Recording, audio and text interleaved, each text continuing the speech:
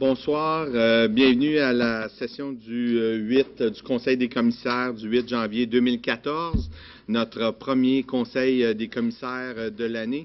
Je suis content de voir tout le monde qui sont avec nous. On a de la visite ce soir. Nos journalistes, je vous souhaite une bonne année. Ce soir, le Conseil des commissaires a deux volets. Un volet de séance publique pour notre rapport annuel.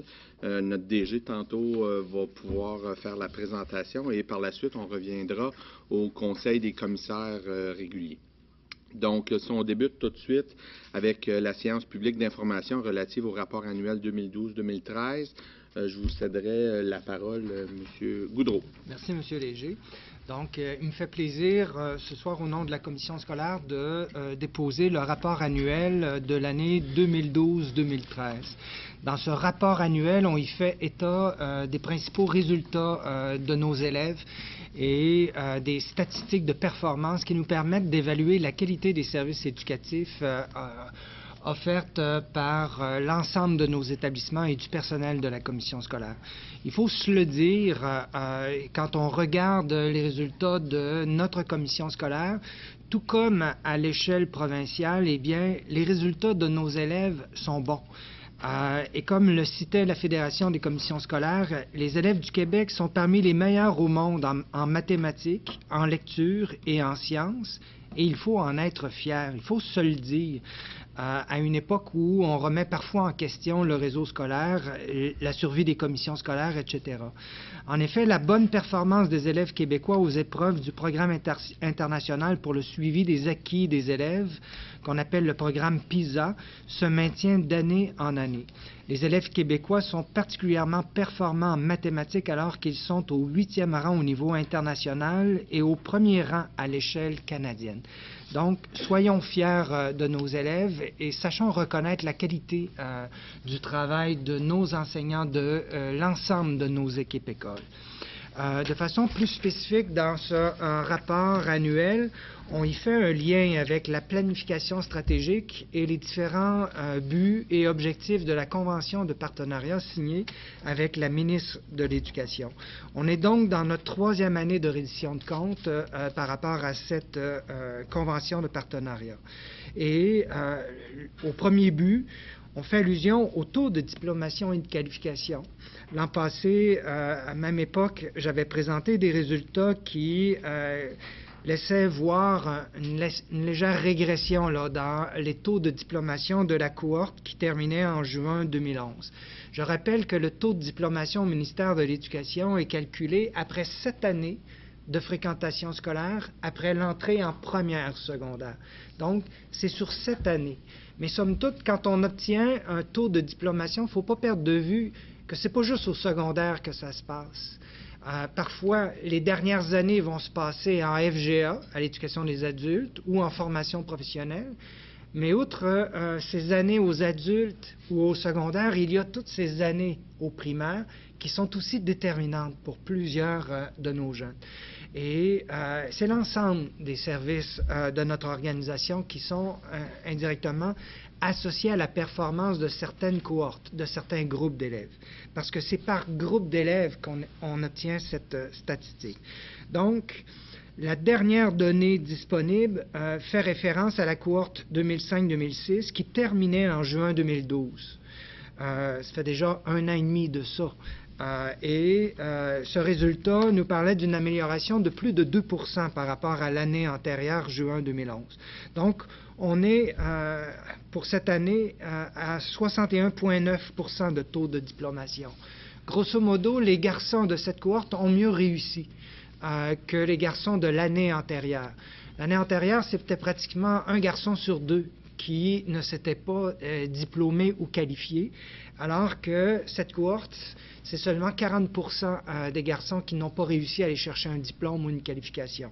Du côté des filles, chez nous, comme à l'échelle provinciale, on a observé une certaine régression dans cette cohorte, des filles se diplômant moins que par les années antérieures. Il y a quelque chose qui doit nous questionner et doit nous amener dans notre travail à travailler tout autant pour les garçons que pour les filles.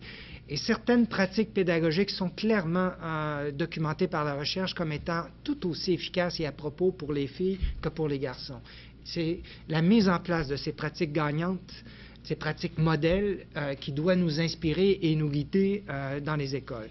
Il faut se le dire, à la commission scolaire au Cœur des Vallées, on travaille en étroite collaboration avec des chercheurs de l'UQO, l'Université du Québec en Outaouais, et de bien d'autres chercheurs.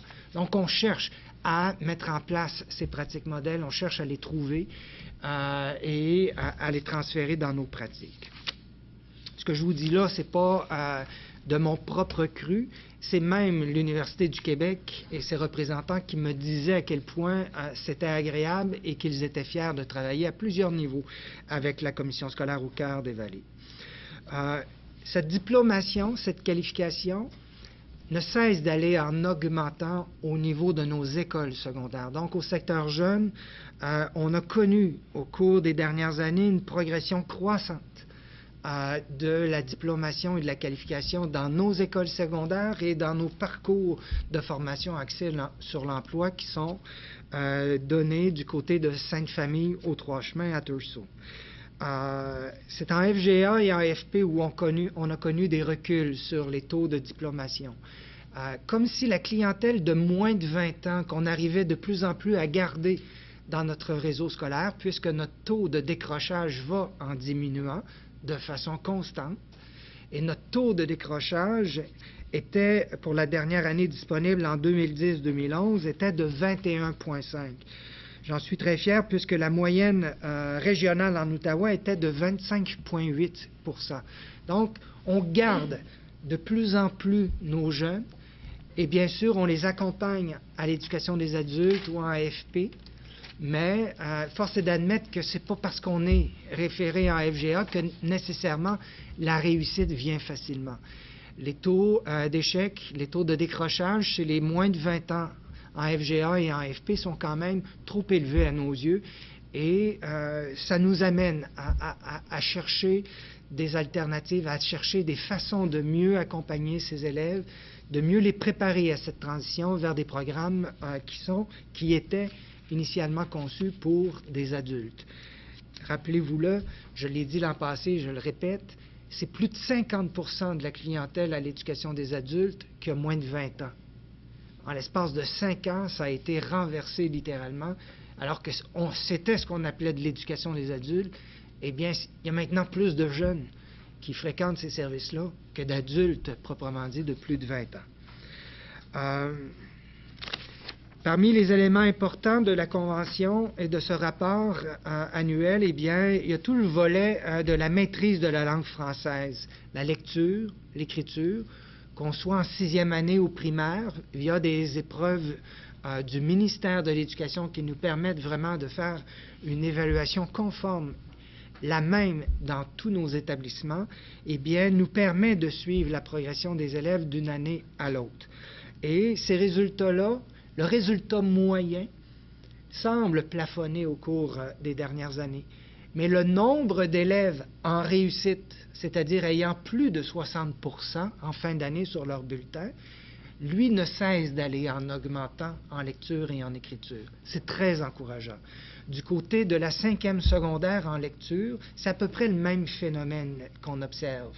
Des résultats moyens qui plafonnent, mais des taux de réussite qui vont en augmentant. On a plus d'élèves de 5e secondaire qui vont réussir en lecture, alors qu'en écriture, on a connu une légère baisse sur les taux de réussite, comme si cette année-là, on avait eu plus de difficultés, ou comme certains jeunes le diraient, comme si l'examen était plus difficile. Ce n'est pas nécessairement le cas, mais on voit qu'il y a différentes façons d'expliquer certains résultats. Nous avons au but 3 de notre commission scolaire une préoccupation pour les élèves à risque, les élèves en difficulté. Et notre objectif était formulé en lien avec tous ces élèves du secondaire ayant des plans d'intervention.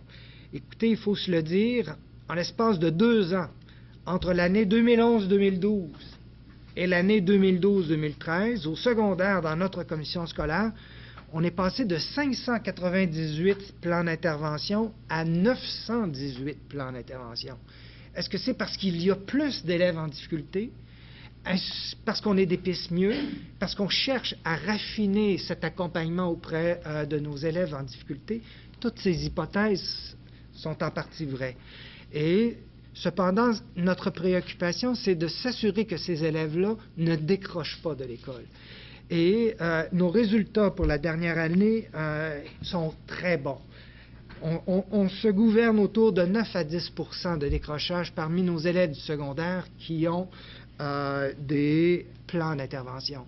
Je le souligne, 9 à 10 alors que nos taux de décrochage pour l'ensemble de la clientèle sont près de 30 à 40 près de 21,5 Donc, on le voit là, quand on est pour l'ensemble de la clientèle, le décrochage est à 21,5 et que pour les élèves à risque, qu'on arrive à le maintenir à 10 c'est une belle réussite. Et les résultats de nos élèves à Sainte-Famille aux Trois-Chemins, comme je le disais tout à l'heure, cette capacité à soutenir la persévérance scolaire auprès de cette clientèle et de ces programmes, eh bien, est une clé de notre succès, alors que partout en province, on a des taux de décrochage beaucoup plus élevés pour les élèves à risque.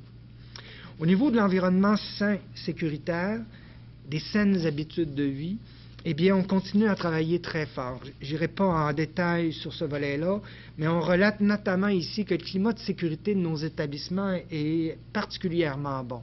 Le nombre d'incidents graves rapportés à la Direction générale pour les derniers 6 mois, c'est-à-dire de janvier 2013 à juin 2013, eh bien, sont minimes. Et m'amène quand même dans ce rapport à donner des exemples de quel type de violence il était question, que ce soit de la violence verbale, de la violence physique, de la cyberintimidation et ainsi de suite. Fait que vous pourrez retrouver les proportions de chacune de ces types de violences-là.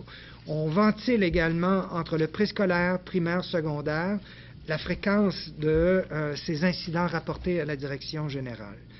Mais de façon générale, je peux vous dire, notre plan de formation est toujours en déploiement. On forme notre personnel, on les habilite à travailler sur l'intimidation, la violence, mais également sur toute la gestion des conflits. Vous savez, dans une famille, tous les parents ont été témoins de chicanes entre enfants. Ça a beau être nos propres enfants, mais dès qu'on a 2 enfants, c'est inévitable. Parce que se chicaner, ça fait partie aussi de la socialisation d'un enfant. Imaginez dans une classe de 22, 32 élèves, ça peut bien arriver des chicanes. Hein? Si dans nos familles, on avait 32 enfants, on aurait des chicanes à gérer, vous pouvez être sûr de ça. Imaginez une cour d'école où il y en a 300. La socialisation se développe aussi à travers ces conflits-là, et il nous faut intervenir efficacement en amont pour soutenir le développement des habiletés sociales chez les enfants. Et c'est ce que l'on fait dans nos établissements.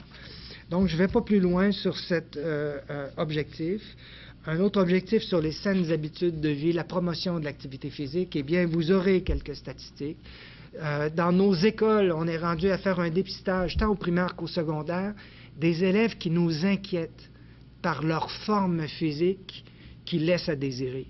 Il ne s'agit pas de s'inquiéter d'un élève là, qui est un petit peu essoufflé là, à force de courir autour du gymnase, mais on se parle vraiment des élèves qui n'arrivent pas à suivre les autres, qui, en éducation physique ou dans leur circulation, dans l'école, arrivent difficilement à livrer la marchandise minimale attendue. Nos profs d'éducation physique avec les directions d'école dépistent ces élèves et à travers les plans d'intervention vont interpeller les parents de ces élèves. C'est la même chose au niveau alimentaire. On les dépiste et à travers les plans d'intervention, on cherche à avoir une approche plus individualisée. Donc oui, on fait la promotion des saines habitudes de vie, de l'activité physique. On offre plein d'opportunités, de défis et de marathons d'activités physiques de toutes sortes. Mais on va plus loin que ça, on se rend jusque dans l'individuel auprès des élèves à risque à ce niveau-là. Le but 5 fait référence aux élèves de moins de 20 ans. Je vous le disais, on est assez performant tellement qu'en 2012-2013, nous avions 167 élèves de moins de 20 ans inscrits en FP, alors que notre cible à atteindre en 2015 était de 166 élèves. Donc, il nous faut, d'ici 2015, maintenir cette cible-là, mais non pas juste s'assurer que les élèves s'inscrivent au lieu de décrocher, mais en plus de ça, arrivent à compléter leur formation en FP afin d'aller chercher leur diplôme, ce qui n'est pas toujours le cas pour les moins de 20 ans. Donc, c'est l'essentiel des éléments que je voulais partager à la communauté.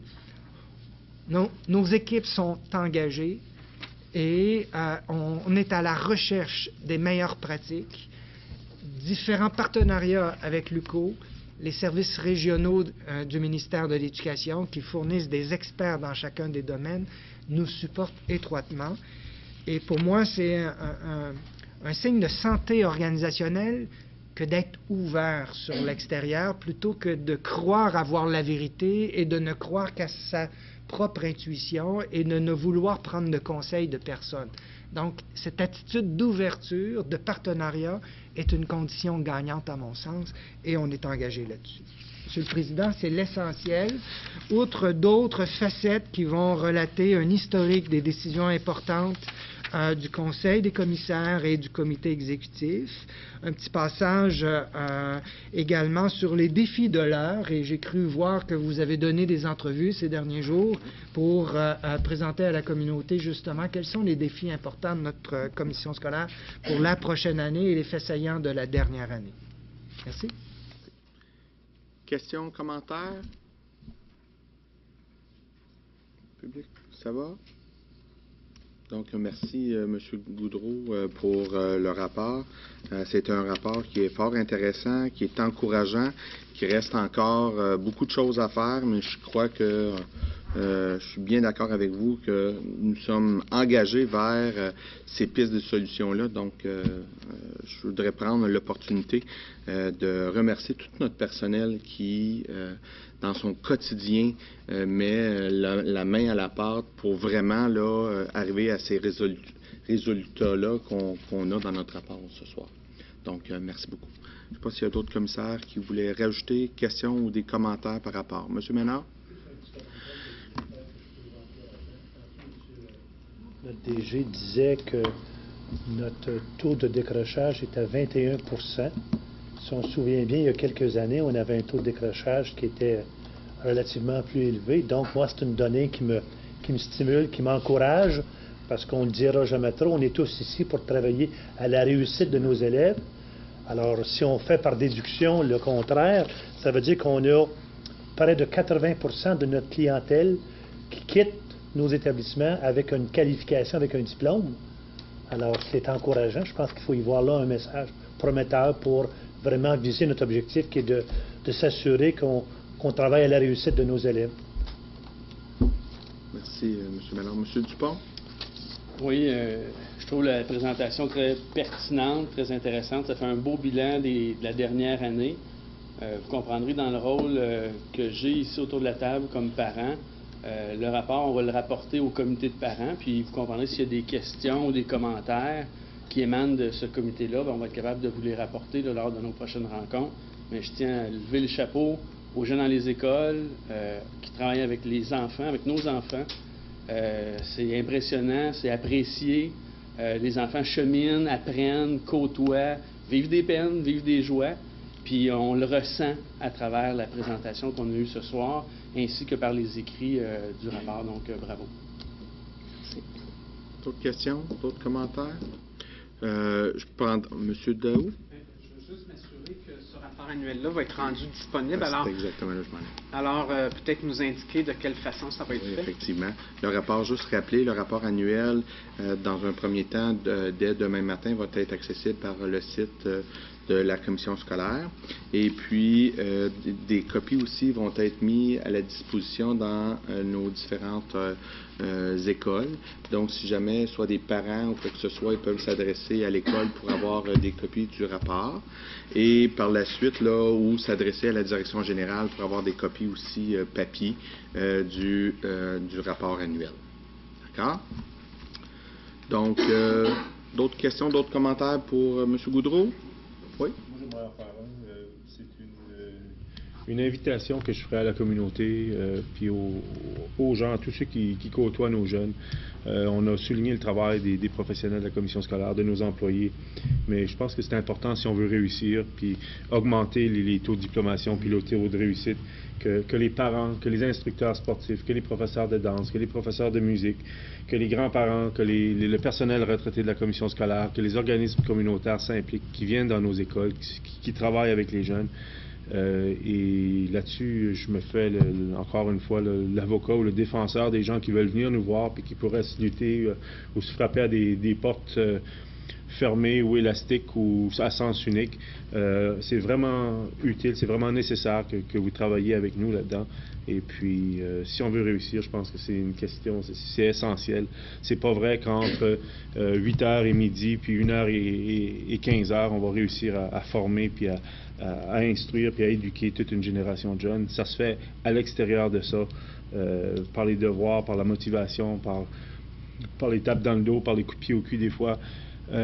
Alors, tout ça, ça fait partie du travail qu'on a à faire en tant que société, puis je refuse en tant que commissaire, puis membre de la commission scolaire, de dire oui, c'est nous qui allons réussir ça, ou c'est notre faute si ça marche pas.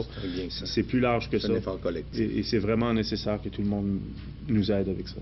Effectivement, merci M. Beaulieu du commentaire, puis c'est totalement, pertinent.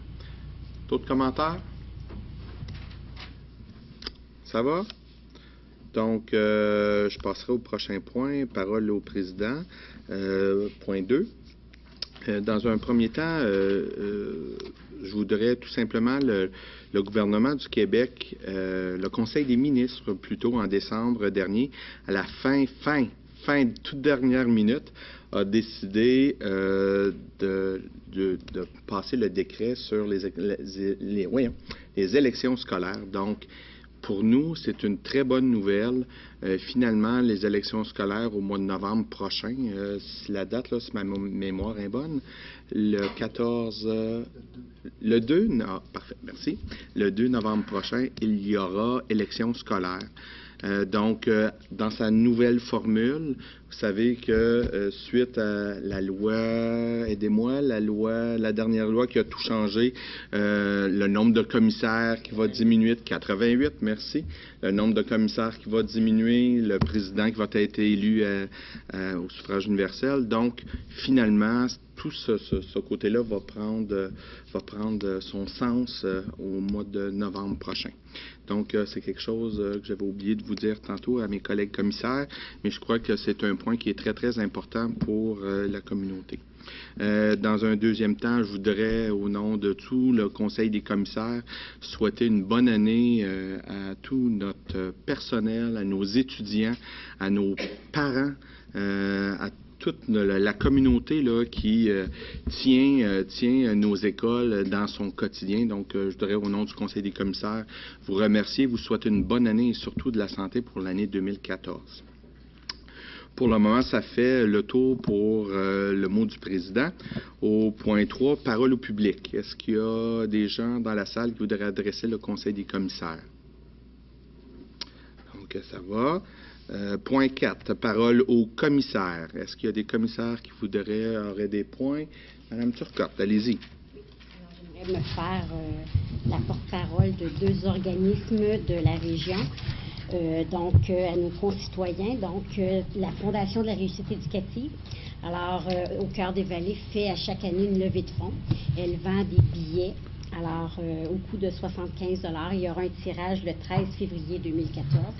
Alors, et c'est des crédits voyage qui sont offerts. Donc, il y a encore des billets qui sont disponibles. Alors, les gens peuvent se prévaloir de cette super offre auprès du secrétariat, je crois. M. Bellavance, auprès de la réception. Donc, ça. Alors, mais il faut se presser quand même parce que... Ils sont limités. Pardon? Les billets sont limités. Ah, les billets sont limités. Oui, tout à fait. Non, c'est vrai, par contre, les billets sont limités. Et on a aussi un autre événement, un autre organisme qui travaille très fort pour les jeunes de la région, c'est Vallée Jeunesse Outaouais. Alors, le 22 février, à l'école du Versant, à 17h, il y aura un vin fromage. Et les fonds iront là, pour aider tous les jeunes de la région de l'Outaouais, mais notre commission scolaire aussi sera en profiter. Donc, le billet est au coût de 60 $. Et puis, les personnes qui se procureront le billet auront un crédit de don de 30 $. Deux beaux Deux belles organismes. occasions. Oui, deux belles occasions, effectivement, d'aider la réussite. Effectivement. Merci, Mme Turcotte. Monsieur Mongeon. Je vais peut-être paraître comme un bon père de famille, mais c'est toute une suite de conséquences qu'on réalise. On vient de souhaiter bonne année. On sait que ça arrive l'hiver, souvent le 1er janvier, avec les températures je ne pourrais même pas dire fraîches, froides qu'on a eues ces derniers jours et les changements de température. On peut-tu juste se rappeler de porter une petite attention particulière de la façon que nos enfants quittent pour aller à l'école? C'est peut-être très paternaliste ou prendre soin, là, père poule, etc. Mais on a tous ici déjà été affectés par une grippe et passé une journée à travailler avec une grippe et que c'est difficile. Et quand nos élèves arrivent grippés, souvent ça se propage, ça se multiplie. Peut-être une petite attention le matin, on va peut-être sauver quelques absences et peut-être propager des petits microbes. Juste un petit message comme ça. Merci. Merci, M. Mongeon. Commentaire, M. Ménard. Oui, M. le Président, je voudrais profiter de l'occasion.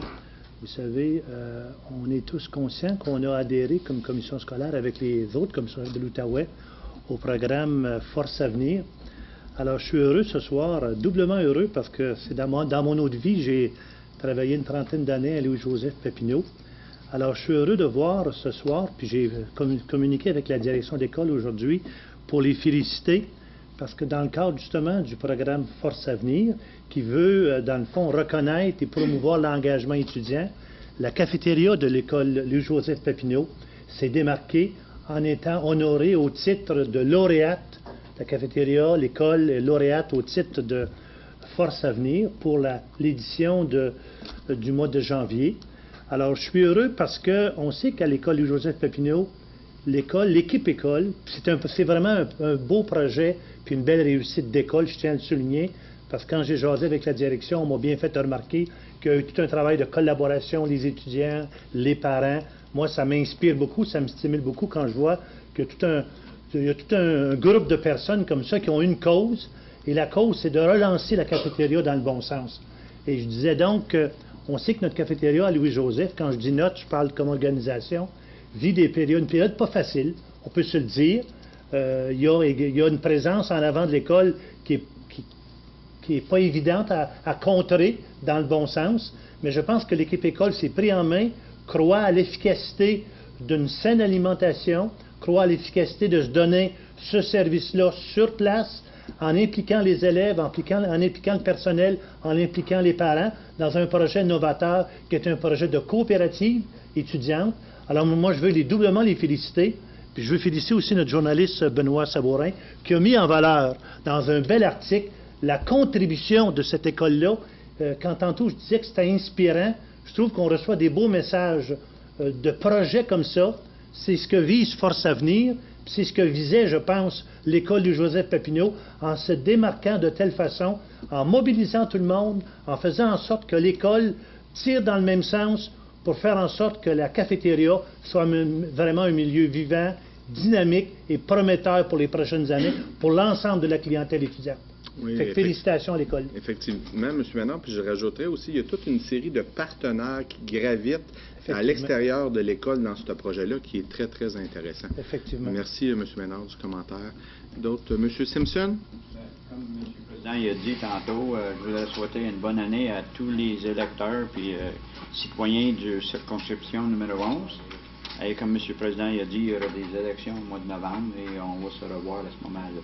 Merci. Merci, M. Simpson. D'autres commentaires, d'autres commissaires? Ça fait le tour? Parfait. Donc, point 5, adoption de l'ordre du jour. Questions, commentaires, ajouts?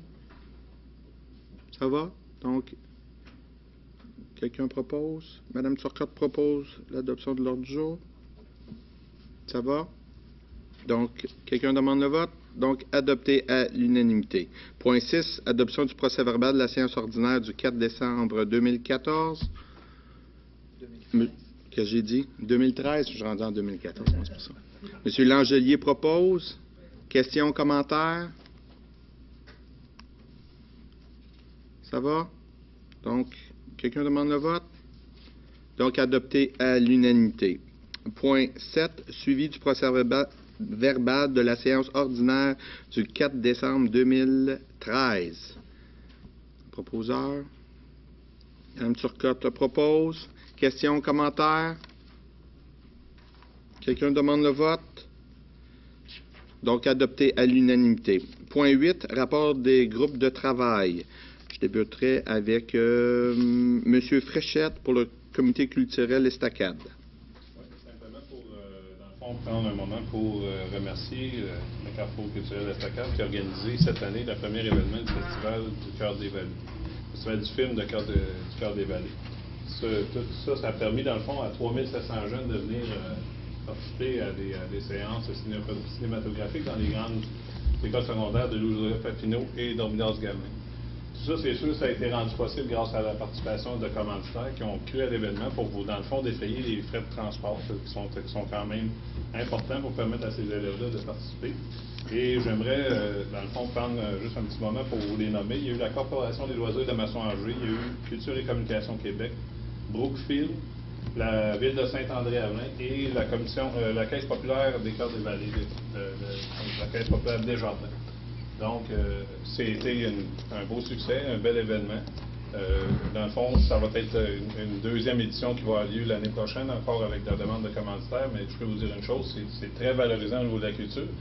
Pour les jeunes d'avoir une présentation cinématographique sur grand écran, ils ont eu le droit, en toute exclusivité, d'avoir le film Louis Cyr qui a été présenté sur grand écran, puis c'est un des grands succès qui a été connu. Puis ça encourage aussi la cinématographie québécoise. Donc, ça fait le point pour le Carrefour culturel Estacade. Parfait. Merci, M. Fréchette. M. Ménard pour Québec en forme. Oui, rapidement, M. le Président, je veux simplement mentionner que dans le cadre de CSTV en action, il y a le volet, comme on sait, avenir d'enfants.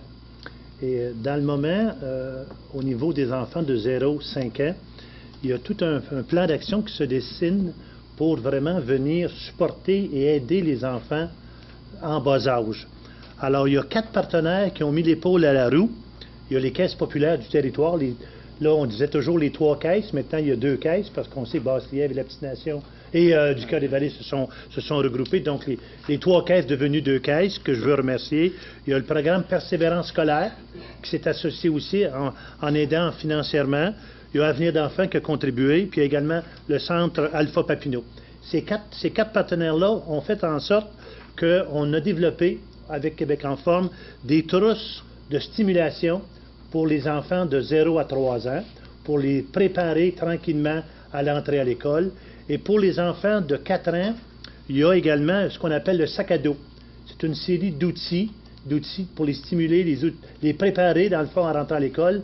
Et ce qu'on me disait, c'est qu'il y a une centaine d'enfants qui sont soit dans Passe-Partout présentement ou qui ont été identifiés par le CLSC de la Petite Nation et de la Lièvre, qui travaillent ensemble maintenant aussi avec le centre de santé, pour vraiment identifier ces enfants-là, les accompagner et surtout outiller, collaborer avec les parents pour davantage développer leurs habiletés parentales, pour faire en sorte que les enfants de 4 ans puissent arriver en maternelle en septembre mieux préparés, mieux outillés pour fonctionner d'une façon plus efficace.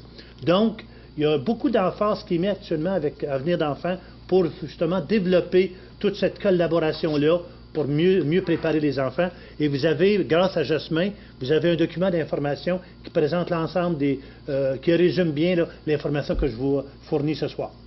Merci Jasmin pour avoir permis d'informer tous mes collègues. Merci M. Ménard. M. Dupont et M. Tremblay pour le comité de parents. Oui, on a eu, M. le Président, on a eu une rencontre le 12 décembre dernier.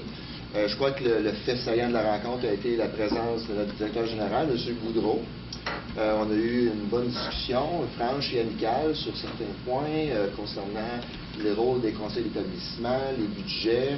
la rotation des directeurs dans les écoles. Donc, ça a été très apprécié. Donc, au nom du comité de parents, je vous remercie. Je pense que ça a été réciproque parce que M. Goudreau a déjà demandé d'être sur notre prochaine réunion le 13 février prochain avec certaines mises à jour sur certaines politiques, tout ça. Donc, c'est très apprécié cette présence-là. Donc, merci beaucoup, M. Goudreau. Ça va? Ça fait le tour? M. Dupont, vouliez-vous rajouter? Ça va? Madame Gauthier, le comité de ressources humaines, allez-y. Alors, nous aurons une réunion le 22 janvier. Alors, à ce moment-là, au prochain conseil, je pourrai faire un compte-rendu de notre réunion ce soir. On ne s'est pas rencontrés depuis 2 mois, alors on va attendre le prochain conseil. Excellent, merci, Madame Gauthier. Donc, je crois que ça fait le tour des groupes de travail pour le mois de décembre. Monsieur Fréchette?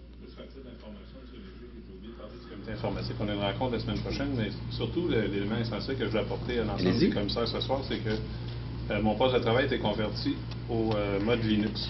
Ce qu'on a fait d'ailleurs comme démarche pour l'ensemble de nos écoles secondaires, puis là, ça fonctionne présentement ce soir avec Linux, ça fonctionne super bien. Donc mes collègues commissaires doivent être approchés prochainement pour faire probablement la même transition. Excellent. Donc, c'est vous qui va s'occuper de convertir chaque commissaire. Chacun des disciplines. Excellent. Merci, M. Fréchette. Donc, je crois que ça fait le tour pour les groupes de travail pour le mois de décembre. Donc, point 9, prochain point, calendrier scolaire 2014-2015 pour adoption. M. Goudreau. En fait, il s'agit d'une opération annuelle qui vise à convenir et à adopter d'un calendrier scolaire. Je n'ai pas d'autres commentaires spécifiques et j'inviterai M. Bellavance tout simplement à lire la résolution. Notre secrétaire général qui est de retour. Allez-y, Monsieur le secrétaire général. Attendu qu'en vertu de l'article 238 de la Loi sur l'instruction publique, la commission scolaire établit le calendrier scolaire des écoles en tenant compte de ce qui est prévu au régime pédagogique. Attendu les consultations faites auprès du comité consultatif de gestion, du comité de parrains et du comité de relations de travail du personnel enseignant. Attendu la concertation régionale. Attendu que les membres du Conseil des commissaires ont analysé le projet de calendrier lors du comité de travail du 8 janvier 2014. Attendu la recommandation du directeur du service de l'organisation scolaire et l'approbation du directeur général, il est proposé que le calendrier scolaire 2014-2015 soit accepté tel que déposé. M. Daou propose. Questions, commentaires sur le calendrier scolaire? Quelqu'un demande le vote? Donc, adopté à l'unanimité. Point 11. Ordre du mérite scolaire 2014 en Outaouais. Candidature de la commission scolaire au cœur des vallées. Peut-être en entrée de jeu, juste pour nos auditeurs, l'Ordre du mérite scolaire à tous les ans, la Fédération des commissions scolaires du Québec, régionalement, avec nos 4 collègues commissions scolaires de la région 7, veut que nous reconnaissions un commissaire pour son implication dans son milieu, pour l'implication dans sa commission scolaire.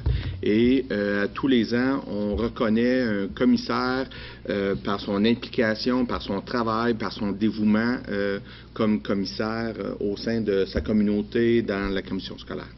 Donc, cette année, nous avons nommé notre collègue M.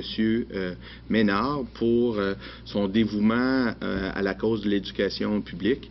Donc, je vais laisser M. Bellavance à la lecture. Je pense que ça résume bien le processus. Attendu les termes de la lettre signée par M. Yvon Landry, coordonnateur régional de la Fédération des commissions scolaires du Québec, demandant à la commission scolaire de transmettre le formulaire de mise en candidature pour l'Ordre du mérite scolaire 2014 en Outaouais. Attendu les discussions des membres du Conseil des commissaires lors du comité de travail du 4 décembre 2013, il est proposé que la candidature de M. Raymond Ménard soit soumise par la commission scolaire au cœur des vallées pour l'obtention de l'Ordre du mérite scolaire 2014 en Outaouais et que M. Jacques Daou soit le représentant délégué par la commission scolaire au cœur des vallées afin de siéger au comité régional de sélection de l'Ordre du mérite scolaire 2014 en Outaouais. Proposeur. Quelqu'un propose? Mme Turcotte propose. Questions, commentaires? Quelqu'un demande le vote? Donc, adopté à l'unanimité. Félicitations, M. Ménard. Merci pour votre confiance. Au bon terme. Je ne peux pas en dire plus.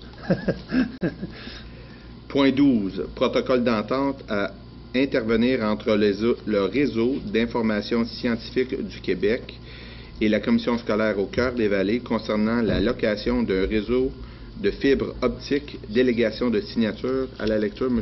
Bellavance. Attendu que le réseau d'information scientifique du Québec désire faire la location d'un réseau constitué de 2 fibres optiques qui aura pour fonction d'interconnecter ses installations entre la hutte de Montebello et le campus de l'Université du Québec en Outaouais, situé au 58 rue Principale à Ripon.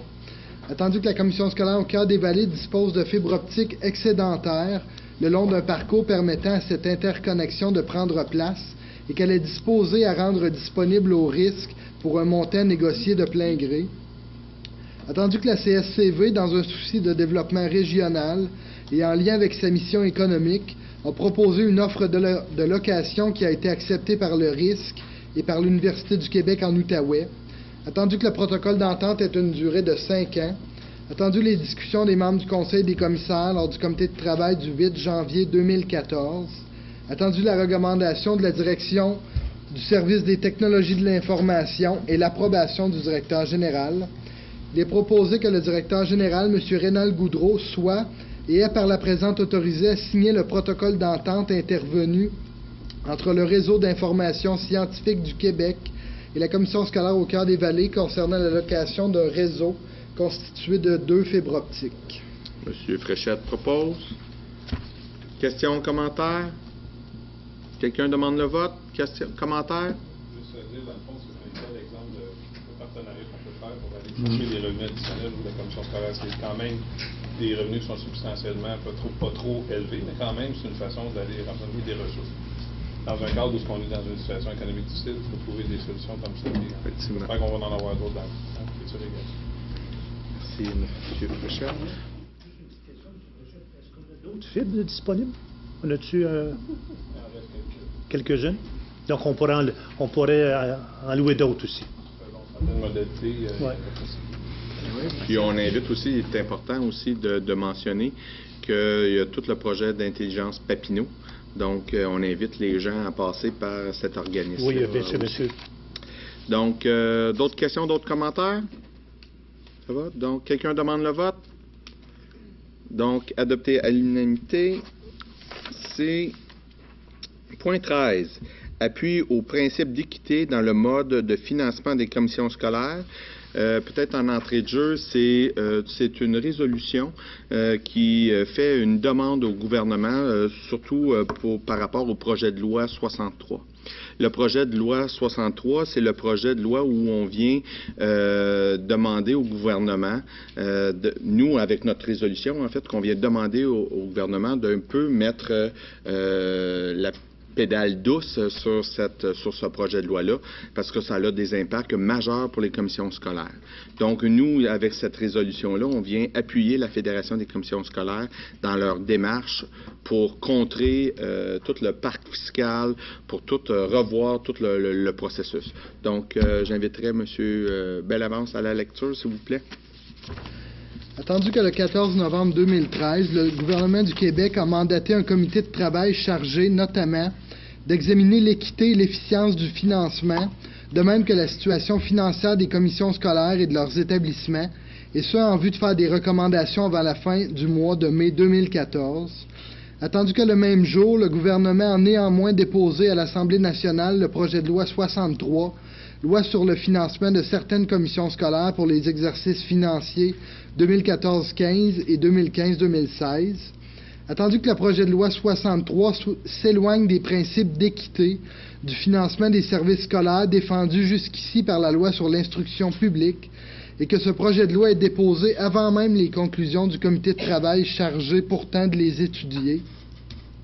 Attendu que le projet de loi 63 prévoit que certaines commissions scolaires doivent réduire leurs revenus de taxes pour les 2 prochaines années et que cette mesure représente pour la commission scolaire au Cœur des Vallées une réduction d'1 477 273 $, soit 2 % du budget annuel, et ce pour chacune des 2 prochaines années. Attendu que le calcul de la réduction de taxes se fait à partir de la subvention de péréquation pour aide additionnelle que recevait la commission scolaire et que cette péréquation est inégale d'une commission scolaire à l'autre et ne dépend que de l'évolution de la valeur foncière de son territoire, une donnée qui ne reflète ni les besoins de sa clientèle, ni ses moyens, ni la qualité de ses services ou de son administration. Attendu que le projet de loi 63, tel que déposé, aurait pour effet de mettre en péril le principe d'égalité des chances pour tous les élèves du Québec et la qualité des services offerts à certains élèves du Québec en comparaison avec d'autres. Attendu que le projet de loi 63 ne règle en rien les problèmes d'inéquité fiscale entre les contribuables du Québec, mais au contraire, qu'il crée une nouvelle forme d'inéquité entre les élèves du Québec selon leur commission scolaire d'appartenance. Il est proposé que la commission scolaire au Cœur des Vallées dénonce fortement le projet de loi 63, loi sur le financement de certaines commissions scolaires pour les exercices financiers 2014-2015 et 2015-2016, et l'inéquité qu'il crée entre les contribuables et les élèves du Québec selon leur commission scolaire. Que le projet de loi 63 soit retiré et que le gouvernement attende les conclusions du comité de travail qu'il a lui-même institué pour convenir ensuite avec les commissions scolaires d'un nouveau pacte fiscal qui respecte les principes d'équité et d'égalité des chances soutenus jusqu'ici par la société québécoise. Que le gouvernement implique davantage l'ensemble des citoyens quant à la qualité du réseau d'éducation qu'ils souhaitent pour leurs enfants et au droit des élèves à des services équivalents sur l'ensemble du territoire et au respect du principe de l'égalité des chances. Qu'une copie de la présente résolution soit transmise à la première ministre du Québec, à la ministre de l'Éducation, du Loisir et du Sport, au député de Papineau, à la présidente de la Fédération des commissions scolaires du Québec, au président de la Fédération des comités de parents du Québec, à toutes les commissions scolaires du Québec, ainsi qu'aux municipalités du territoire de la commission scolaire au Cœur des Vallées. Donc, je me ferai le proposeur de cette résolution. Questions, commentaires? Monsieur, allez-y, Auger. Mon commentaire là-dessus, c'est que, bon, c'est beau, on parle de l'école publique. Il n'est pas fait mention nullement dans ça de l'école privée, où on subventionne largement, et plus que largement, pour des élèves dont certains parents ne peuvent pas envoyer leurs élèves. Il y a une grosse inéquité aussi là-dedans. Fait que on ne peut pas être contre la vertu, c'est sûr, je suis pour. Il y aurait aussi, en parlant avec le gouvernement,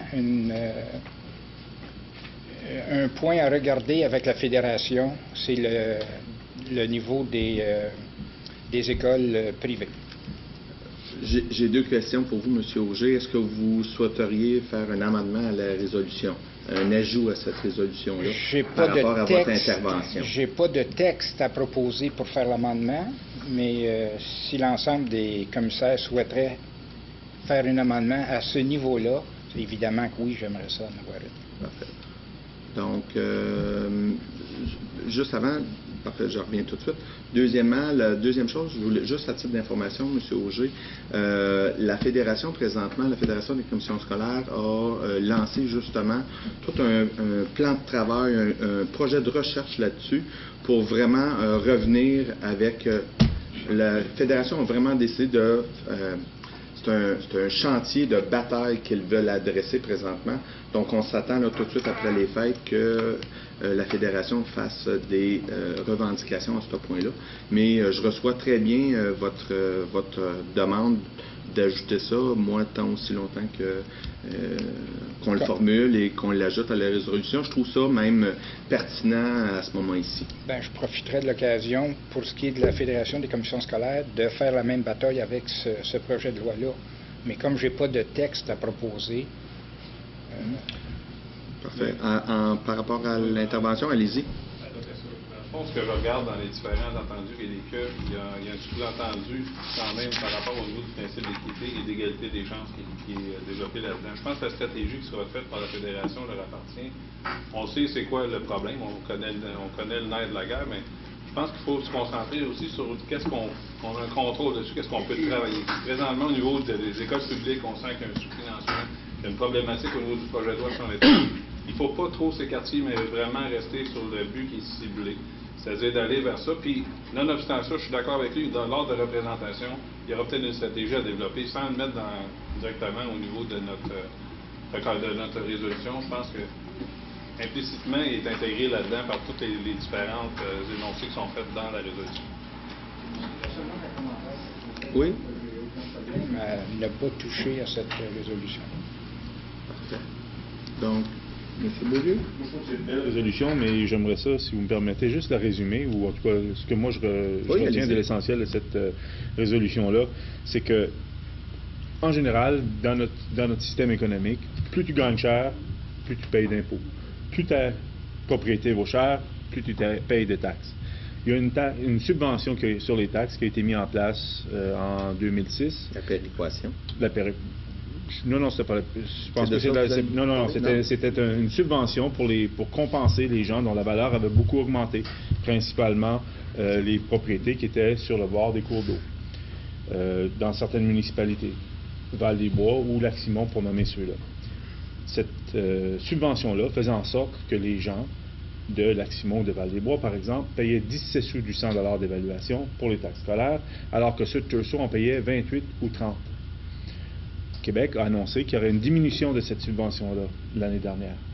50% de la subvention, 25% cette année et 25% l'année d'après. Les commissions scolaires avaient différentes possibilités pour étaler ça. La décision qu'on a prise, c'est que tout le monde allait maintenant avoir un taux de taxation égal. Là, avec cette pénalité ou ce remboursement-là que Québec nous demande de faire, c'est qu'on va revenir à des taux de taxation qui sont différents selon l'endroit où vous habitez. Donc, à l'intérieur même de la commission scolaire, ça va créer des inéquités.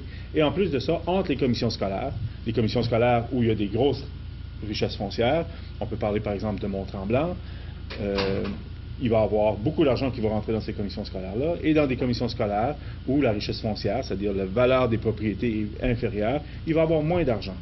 Donc, si vous vivez à Westmount, ou si vous vivez à Mont-Tremblant, ou si vous vivez, je ne les nommerai pas toutes, vous allez risquer d'avoir des écoles qui sont mieux nanties, mieux équipées, et avec plus de personnel, que si vous vivez dans la vallée de la Gatineau, ou dans le Pontiac, ou en Abitibi. Alors, pour toutes ces raisons-là, moi je pense que c'est une taxe, c'est un projet de loi qui ne tient pas la route et puis qui devrait être retiré, dénoncé, puis c'est ce qu'on a fait ce soir dans la longue et belle résolution qu'on a. D'autres questions, d'autres commentaires? Donc, dans le processus, M. Auger, est-ce que vous tenez à rajouter ou ça vous va? Mais votre commentaire est très bien reçu. Mais pour répondre, là, tantôt la Fédération agit là-dessus présentement. Donc, d'autres commentaires? Proposeur? Quelqu'un demande le vote? Donc, adopté à l'unanimité. Parfait. Donc, point 14, questions relatives à la séance. Il y a des gens qui auraient des questions? Ça va? Point 15, levée de la séance. Un proposeur, M. Simpson, propose. Merci. Donc, merci à tous et bonne soirée et à la prochaine.